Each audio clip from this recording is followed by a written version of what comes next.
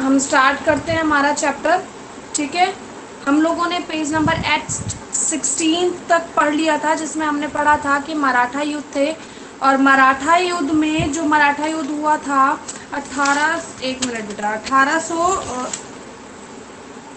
1817 से 1818 तक हमने पढ़ लिया था जो युद्ध हुए थे।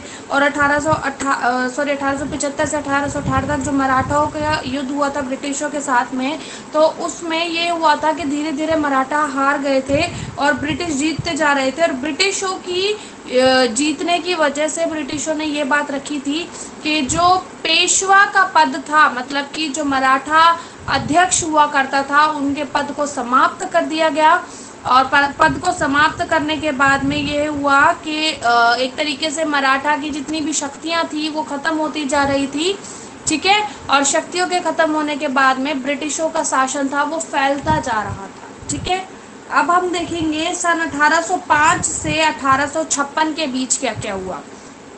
ठीक है, अभी तक हमने देखा 1875 से 1805। अब हम मेन देखेंगे 1805 से लेकर 1856 तक के बीच में मराठाओं की स्थिति किस आधार पर चल रही थी, कैसे चल रही थी, और ब्रिटिश है वो किस आधार पर कैसे फायदा उठा रहे थे मराठाओं का। देखो, भारत में ब्रिटिश शासन के विकास एवं विस्तार का दूसरा चरण प्रथम चरण के रूप से भिन्न था। ऑफकोर्स आप लोगों को पता है जो पहला फेज होता है वो सेकंड फेज से बिल्कुल डिफरेंस, मतलब दोनों फेज बिल्कुल डिफरेंस होते हैं।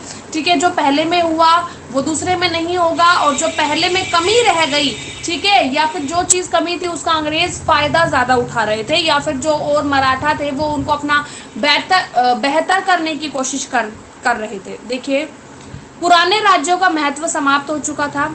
ठीक है, मतलब कि मराठा पहले चरण में हार गए थे, पेशवा का पद समाप्त कर दिया था, इसीलिए जो पुराने राज्य थे उनको समाप्त कर दिया, उनका जो महत्व इम्पोर्टेंस था वो समाप्त कर दिया था। द्वितीय चरण में सिखों का उदय दिखाई पड़ा। सिख आप लोगों को पता है जो पग वाले होते हैं। ठीक है, तो दूसरा चरण जब आया मराठा युद्ध में, उसमें थोड़े थोड़े सिखों का भी दिखने लगा, सिख भी अपनी गतिविधियां करने लगे। ठीक है, 1848 ईस्वी में अंग्रेजों ने सिखों को परास्त करके 1849 में पंजाब को अंग्रेजी साम्राज्य में मिला लिया। अंडरलाइन करिए इस लाइन को।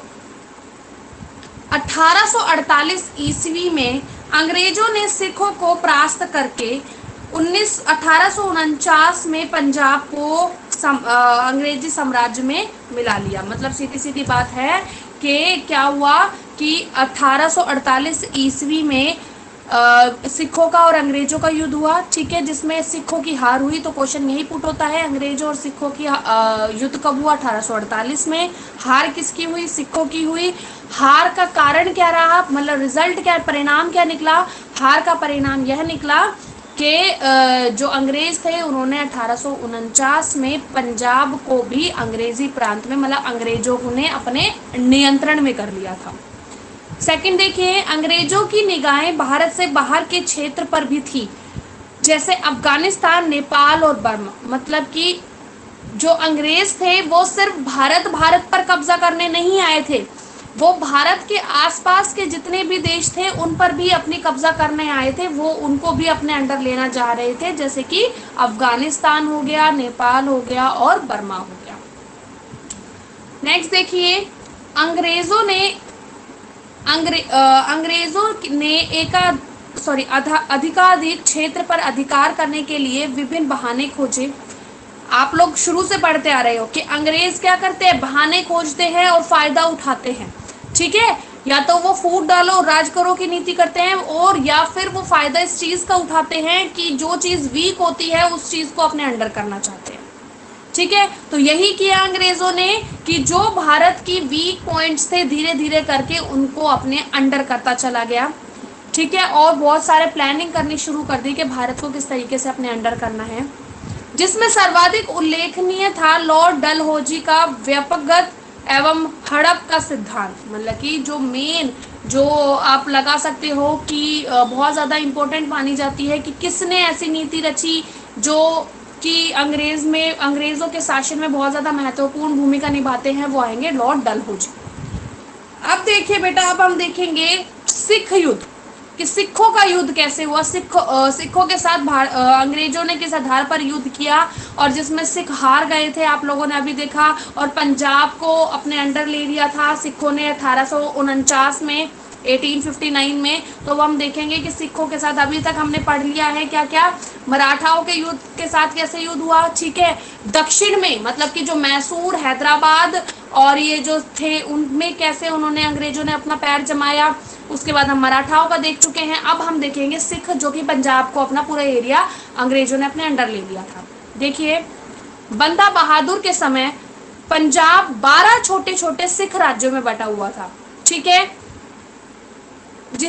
जिन्हें मिसल कहा जाता था। मतलब कि आप इसको अंडरलाइन कर लीजिए,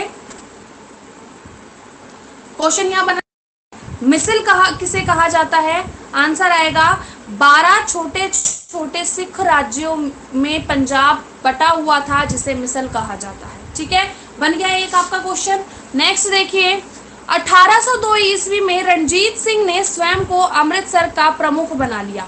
अंडरलाइन करिए, 1802 में रणजीत सिंह ने स्वयं को पंजाब का क्या बना लिया, अमृतसर का प्रमुख बना लिया। यहाँ पर क्वेश्चन बनेगा 1802 में अमृतसर के प्रमुख या फिर यहाँ लिख सकते हैं नेता कौन बने, आंसर आएगा रणजीत सिंह। 1806 में ईस्वी तक वहां पंजाब के सर्वाधिक शक्तिशाली शासक बन गए। उनकी सीमाएं केंद्रीय पंजाब से लेकर सतलुज नदी तक विस्तृत हो गई। मतलब कि जब जो रणजीत सिंह थे, महाराजा रणजीत सिंह थे, 1802 में उन्होंने अपने आप को नेता घोषित किया अमृतसर का, और उन्होंने धीरे धीरे क्या करा, अपना विस्तार करना, मतलब कि अपना विकास करना शुरू किया, ठीक है। विस्तार मतलब फैलाव करना, विस्तार का मीनिंग होता है फैला हुआ, मतलब उन्होंने धीरे धीरे अपना फैलाव करना शुरू किया और फैलाव के साथ साथ 1806 तक वो काफी आगे तक पहुंच गए थे। महाराजा रणजीत सिंह ने जानबूझकर अंग्रेजों से संघर्ष को टाला और अपनी शक्ति एवं सत्ता को संगठित करने का प्रयास किया। मतलब कि महाराजा रणजीत सिंह को भी एक तरीके से चुनौती मिली थी, चुनौती दी गई थी अंग्रेजों की तरफ से, किसके लिए, युद्ध की चुनौती मिली थी। परंतु हुआ क्या, अंग्रेजों की तरफ से जो संघर्ष हुआ था क्या करने का, युद्ध करने का, उसको एक तरीके से टाल मटोल करते रहे महाराजा रणजीत सिंह, क्योंकि उनको अपनी शक्तियों को और भी ज्यादा स्ट्रॉन्ग करना था। वह पंजाब का शेर कहलाते थे, इसको अंडरलाइन कर लीजिए, पंजाब का शेर कहलाते थे। यहाँ पर आंसर आएगा पंजाब का शेर किसे कहा जाता था, महाराजा रणजीत सिंह को पंजाब का शेर कहा जाता था, ठीक है। नेक्स्ट देखिए, 1839 ईस्वी में महाराजा रणजीत सिंह की मृत्यु के बाद पंजाब में अंग्रेज एजेंटों ने अशांति तथा अव्यवस्था फैला दी, क्योंकि वे अपनी सीमाओं पर एक शक्तिशाली राज्य को सहन नहीं कर सकते थे। अंडरलाइन करेंगे आप इस लाइन को, 1839 में महाराजा रणजीत सिंह की मृत्यु, ठीक है, मतलब की मृत्यु हो गई थी।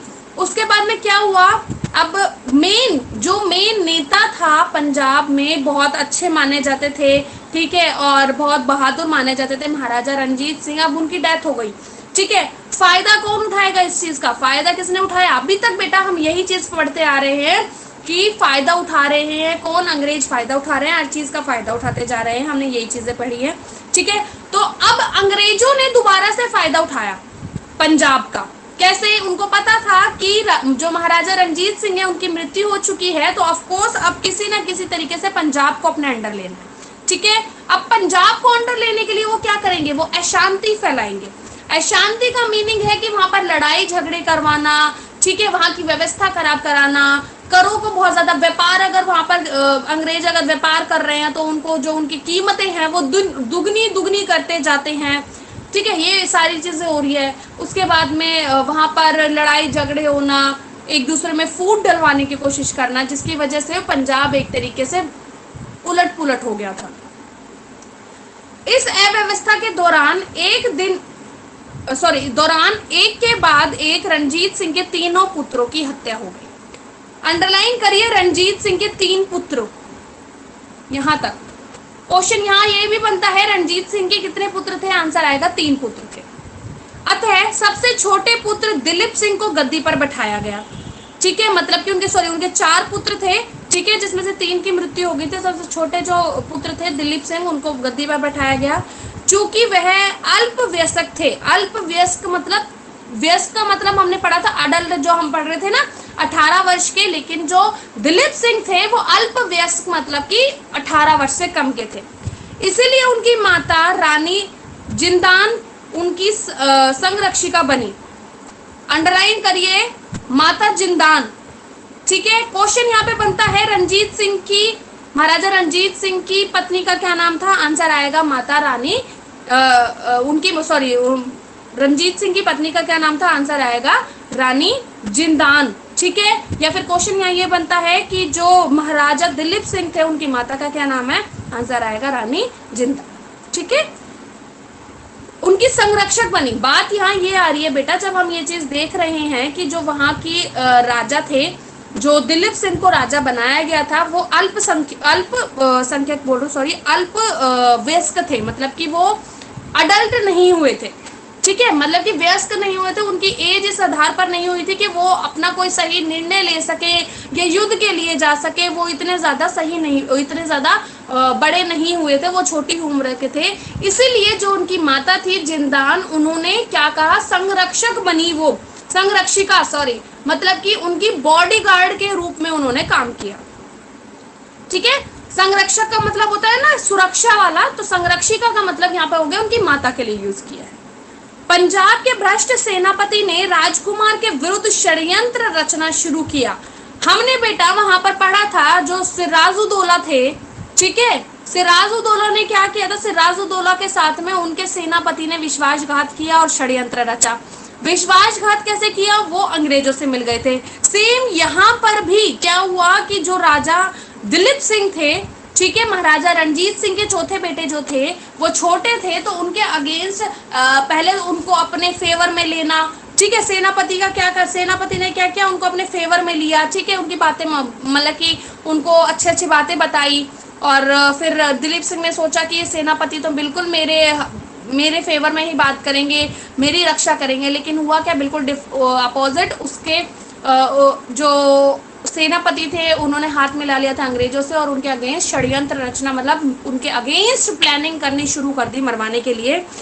यहाँ अंडरलाइन कर लीजिए, पंजाब के भ्रष्ट सेनापति ने राजकुमार के विरुद्ध षड्यंत्र रचना शुरू किया। इस राजनीतिक अस्थिरता में अंग्रेजों को पंजाब पर विजय प्राप्त करने का सुनहरा अवसर प्रदान किया। षड्यंत्र रचा। जब अंग्रेजों को ये चीज पता चल गई कि इनका तो सेनापति भी हमारे वश में आ चुका है, इनका तो सेनापति ही इनसे वो करने लगा है, क्या कहते हैं, गुस्ताखियां करने लगा है उनके साथ में, उनको हार्म करने की कोशिश कर रहा है, तो वहां पर एक तरीके से सुनहरा मौका मिल गया था अंग्रेजों को उस चीज का फायदा उठाने का। ठीक है, 1845 एवं 1849 के बीच 2 आंग्ल सिख युद्ध हुए। सिखों को पूरी तरह परास्त करके गवर्नर जनरल लॉर्ड डलहौजी ने एक घोषणा के माध्यम से संपूर्ण पंजाब को ब्रिटिश भारतीय साम्राज्य में मिला लिया। अंडरलाइन करें इस लाइन को, 1845 से 1849 के बीच 2 आंग्ल सिख युद्ध हुए, मतलब कि 1845 से 1849 के बीच फिर से युद्ध हुआ। अब युद्ध किस किस के बीच हुआ है? सिखों के बीच और अंग्रेजों के बीच। ठीक है, जिसमें सिखों की हार हो गई थी और अंग्रेजों की जीत हुई थी। और उस समय अंग्रेजों का गवर्नर जनरल था लॉर्ड डलहौजी, और लॉर्ड डलहौजी ने क्या किया था? एक तरीके से पूरे भारत पर अपना कब्जा कर लिया था। राजा दिलीप सिंह को पेंशन देकर लंदन भेज दिया गया।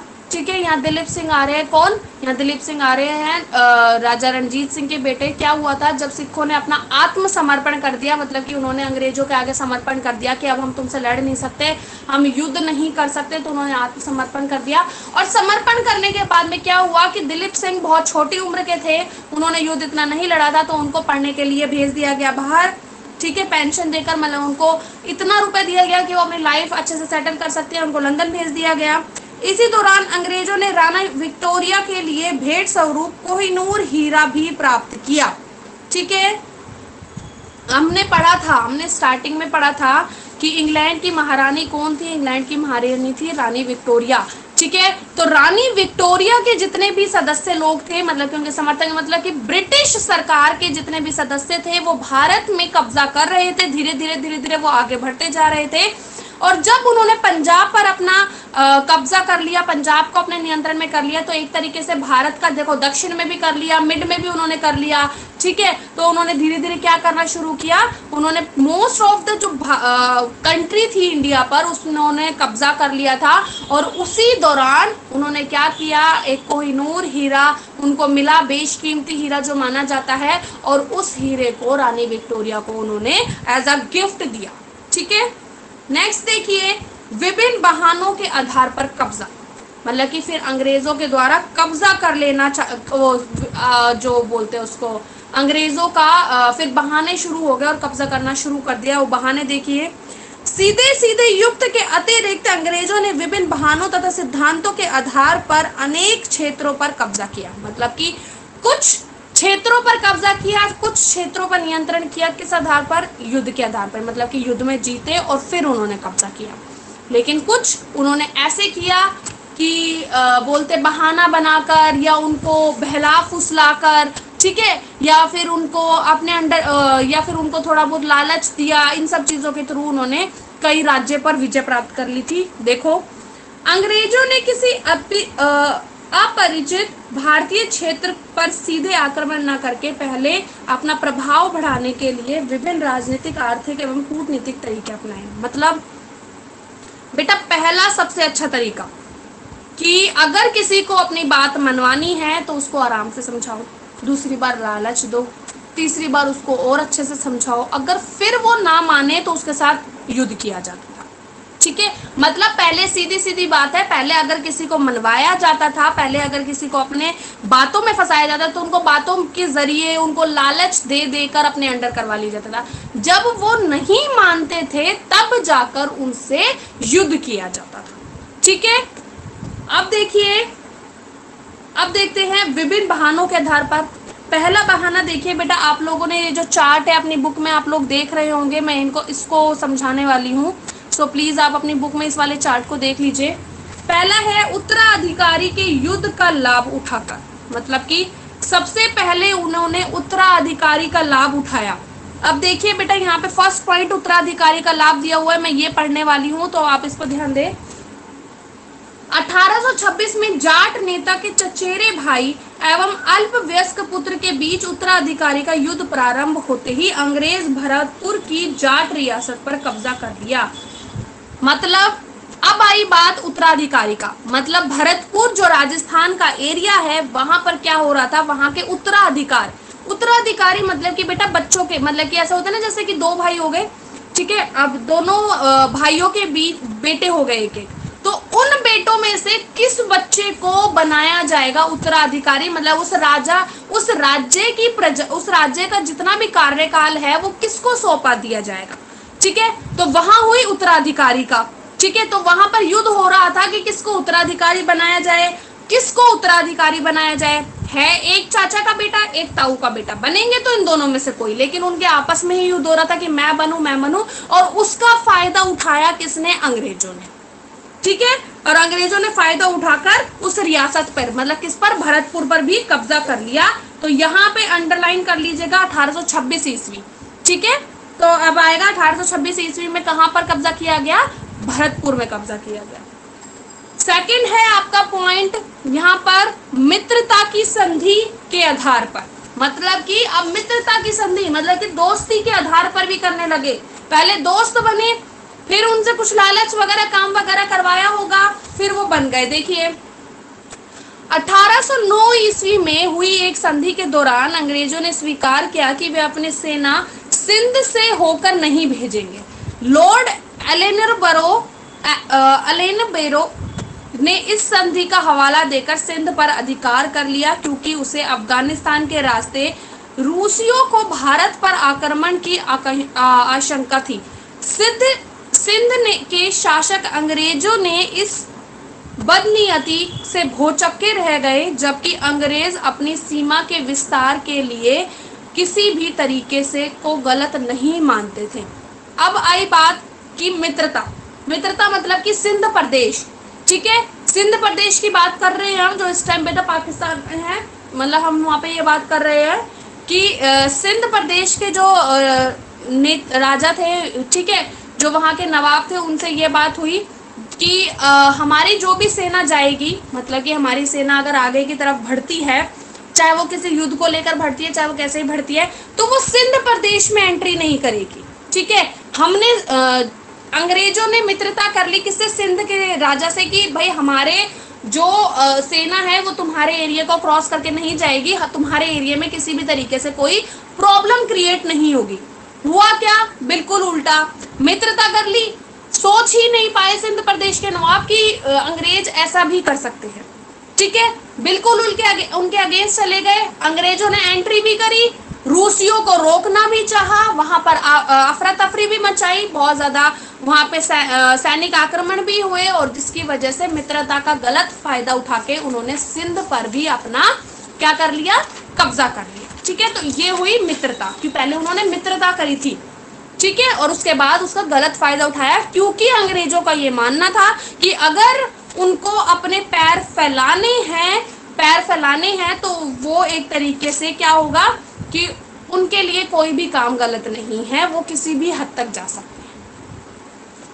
ठीक है, नेक्स्ट देखिए, व्यक्तिगत का सिद्धांत, व्यपगत का सिद्धांत, थर्ड है व्यपगत। देखिए, भारतीय रियासतों पर कब्जे की अंतिम लहर लॉर्ड डलहौजी के समय में आई, जो 1848 से 1856 के बीच गवर्नर जनरल रहे। बेटा ये हम पहले ही कर चुके हैं, हमारा 1848 से 1859 के बीच में हमने क्वेश्चन लिखा था। 1848 से 1859 के बीच में गवर्नर जनरल कौन रहे थे, 1848 से 1849 के बीच अंग्रेजों के गवर्नर जनरल थे लॉर्ड डलहौजी।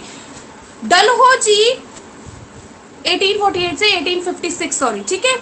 डलहौजी द्वारा कब्जे पर प्रमुख हथियार तथा व्यपगत का सिद्धांत, जिसे सामान्यतः हड़प की नीति के नाम से भी जाना जाता है। पहले हमने पढ़ा कौन सा, उत्तराधिकारी का युद्ध हो रहा था, ठीक है, भरतपुर में उत्तराधिकारी का युद्ध हो रहा था, जिसका फायदा उठाया था अंग्रेजों ने। दूसरा हमने पढ़ा मित्रता का फायदा उठाया, ठीक है, मतलब कि सिंध प्रदेश से मित्रता की, और उन्होंने उन्होंने एक तरीके से अपनी बात रखी कि हम सिंध प्रदेश से होकर नहीं जाएंगे, हमारी सेना नहीं जाएगी। लेकिन हुआ बिल्कुल उसके अगेंस्ट, वो गए वहां पर, सैनिकों के साथ उन्होंने युद्ध भी किया, और युद्ध होने के बाद में उन्होंने सिंध प्रदेश पर अपना कब्जा कर लिया। थर्ड आता है व्यपगत का सिद्धांत। व्यपगत के सिद्धांत की बात है कब्जा करना, हड़प लेना, ठीक है, कि अंग्रेजों ने लोगों को अपना मतलब कि उनको अपना अंधविश्वासी बना लिया, ठीक है, उनके और अंधविश्वासी के साथ साथ उनको नियंत्रण कर लिया, उनके ऊपर जोर जबरदस्तियां करने लगे, ठीक है, एक तरीके से हड़प ली उनको चीजें। तो इस लाइन को प्लीज आप अंडरलाइन कर लीजिएगा। कहां से करेंगे आप अंडरलाइन? व्यपगत का सिद्धांत, जिसे सामान्यतः हड़प की नीति के नाम से जाना जाता है, मतलब हड़पना। तो यहाँ पर आपकी लाइन आ सकती है, व्यपगत के सिद्धांत से क्या आशय है, आंसर आएगा हड़प की नीति को व्यपगत का सिद्धांत कहा जाता है, मतलब कि किसी चीज को हड़प लेना। इस सिद्धांत के अनुसार यदि कंपनी के अधीन अथवा आश्रित किसी राज्य का शासक संतानहीन मर जाता है, तो उसका राज्य स्वतः अंग्रेजी कंपनी को विलय हो जाएगा। मतलब कि अब अपना ही रूल बना लिया अंग्रेजों ने। क्या रूल बना लिया कि अगर किसी राज्य का, किसी एरिया का कोई राजा है या नवाब है, ठीक है, और उसको अगर कोई संतान नहीं होती और वो पहले ही मर जाता है, ठीक है, संतान होने से पहले ही मर जाता है, तो उसका उत्तराधिकारी कौन बनेगा? उसका उत्तराधिकारी कोई नहीं होगा, वो ऑटोमेटिक किसके अंडर चला जाएगा? अंग्रेजों के अंदर, जिसको बोला गया हड़प की नीति। तो अब आप समझ सकते हो कि हड़पने के लिए उन्होंने एक और प्लानिंग करी कि अगर किसी एरिया का राजा या नवाब क्या करता है, अगर वो नहीं कर पाता, अगर उसका कोई संतान नहीं होता और उसकी डेथ हो जाती है, तो वो ऑटोमेटिकली चला जाएगा अंग्रेजों के अंडर।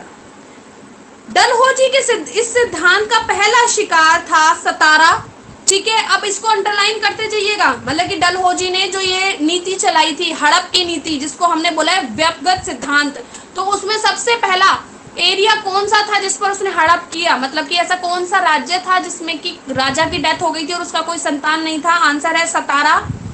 1848 में हुआ। जिसके बाद शिकार हुए जैतपुर तथा संभलपुर 1850 में। उसके बाद उदयपुर आया 1852 में, नागपुर आया 1853 में, फिर झांसी आया 1854 में, जो कि आप लोगों को बिल्कुल बहुत फेमस झांसी की रानी के बारे में पता है कि जो उनके हस्बैंड थे गंगाधर तिलक, उनकी डेथ होने के बाद उनका कोई बेटा नहीं था, उन्होंने गोद भी लिया लेकिन वो आखिर में उनकी डेथ हो गई थी। ठीक है, तो ये थी हमारा व्यपगत का सिद्धांत। व्यपगत का सिद्धांत मतलब हड़प की नीति। ठीक है, आपके दो टॉपिक बच रहे हैं बेटा, सहायक संधि और कुप्रशासन का आधार, तो वो हम कल करेंगे। बाकी आज की क्लास यहीं तक है, आप अपना चैप्टर रीड करो। ठीक है, कोई भी अगर आपको प्रॉब्लम आती है चैप्टर से रिलेटेड तो कल आप ऑनलाइन क्लास में मेरे से पूछ सकते हैं। ठीक है, पर्सनली मुझसे पूछ सकते हैं, व्हाट्सएप पे मैसेज करके, कॉल करके, कैसे भी आप मुझसे पूछ सकते हैं। जितना भी हमने रीड किया है अपना आप in between questions find out करो और मुझे सेंड करो। लक्षिता, आपका होमवर्क कल भी मेरे पास नहीं आया है। ठीक है, परसों आपने मुझे जो होमवर्क भेजा था वो आपका बिल्कुल गलत था। मैंने आपको बोला था कि मिस्टेक्स हैं, इसको करेक्ट करके भेजो। आपकी जो क्वेश्चंस है उनके सेंस नहीं बन रही थी, लैंग्वेज गलत थी क्वेश्चंस की। तो आज मैं आपका फाइनली देखूंगी, अदरवाइज कल मैं आपकी मम्मा से बात करूंगी, आपके पेरेंट्स से बात करके आपको फिर देख लीजिएगा। ठीक है, तो आज अपना in between questions find out करो। आज का और कल का होमवर्क मुझे आज ही सेंड करोगे। ठीक है, प्लस आपका असाइनमेंट भी अभी तक नहीं आया लक्षिता, मैं आपको बार बार नहीं बोलूंगी। ठीक है बेटा, ओके, थैंक यू।